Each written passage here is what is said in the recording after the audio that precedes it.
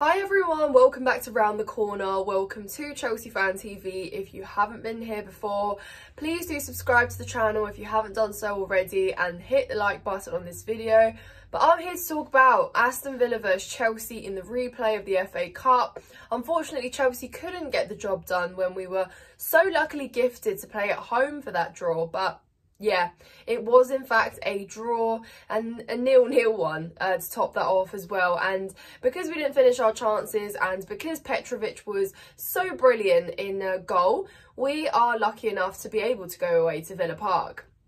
But let's get straight into the game. Obviously, Pochettino doesn't seem to be under pressure in terms of the club. They seem to be backing him, but he is certainly under pressure with the fans.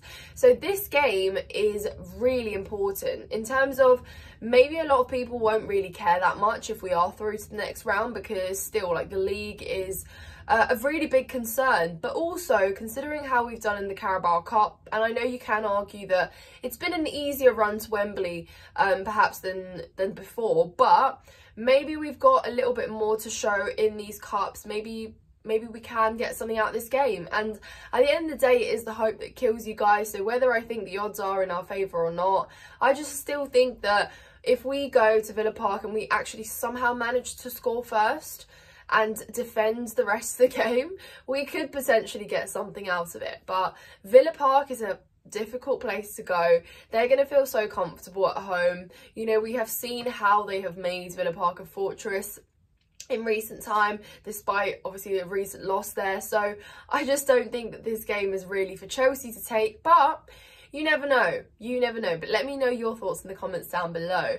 Now, Wolves versus Chelsea on Sunday was probably the worst game in terms of result, atmosphere, in terms of Pochettino, in terms of reaction from the fans, and everything was just so sour and so dull, really toxic, like it hasn't been before. So Poch really is coming out sort of with these justifications that just aren't really making sense, and in some aspects he kind of reminds me of Graham Potter towards the end, where he just didn't really know what to say. But yeah, hopefully tonight he can come out with something that is sustainable, something that looks good, something that we can actually have confidence going out onto the pitch with.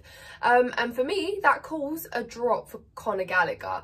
Look, I think that Pochettino has been accommodating for Gallagher far too long this year, where he's been playing other players around him sort of in different positions, shifting everyone to accommodate Conor Gallagher.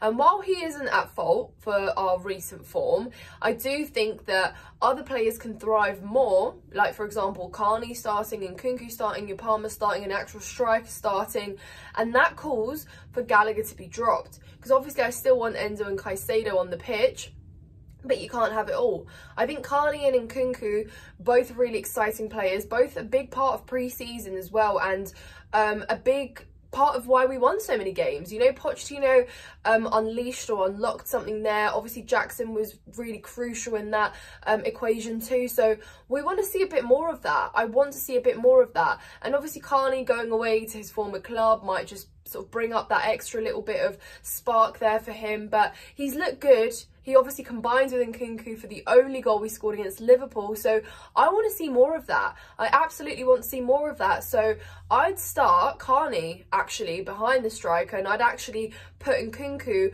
and Palmer out wide with Jackson up top. See how that works.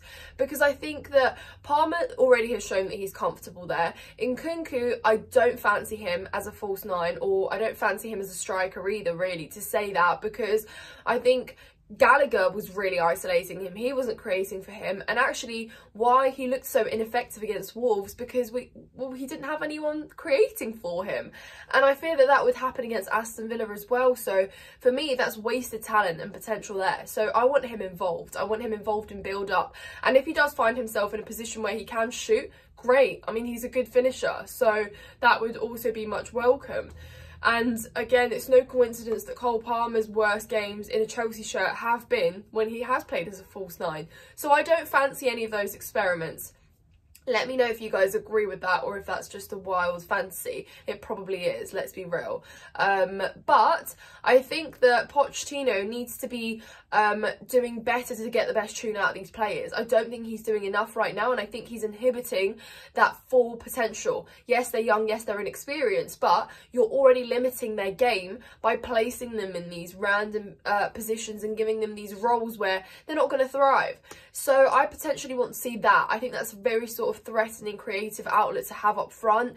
If Jackson can do his job and finish his chances, then great. But one thing we need to do is finish our chances. That's literally going to separate us from winning and losing. Yeah, like stating the obvious, but I think if we go 1-0 down at Villa Park, it's a done game, in my opinion. We need to score first. But yeah, it's going to be hostile. It's going to be interesting. It's going to be, yeah.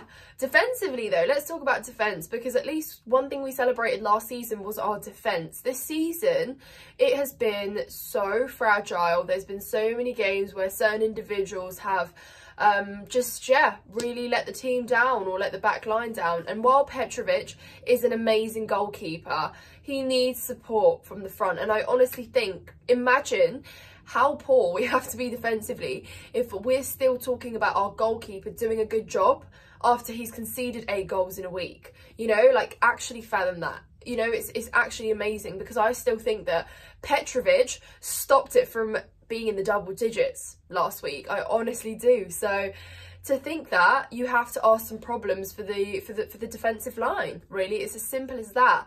Yeah, Thiago Silva and Disasi had a deflection come off them against the Wolves game, but, you know, our fullbacks were getting ran through as well. And I know Wolves had a lot of threat up front, but Aston Villa also have pacey players. So we're going to have to be very compact.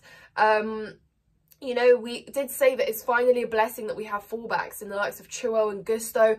Perhaps a lot of the time I can't Poch slack because we haven't had fullbacks. We haven't had that available. It's really inhibited and limited our game. But now that we do, what is the excuse going to be? We absolutely must be compact.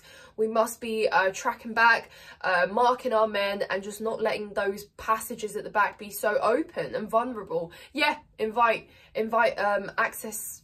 Easy access. It's just, yeah.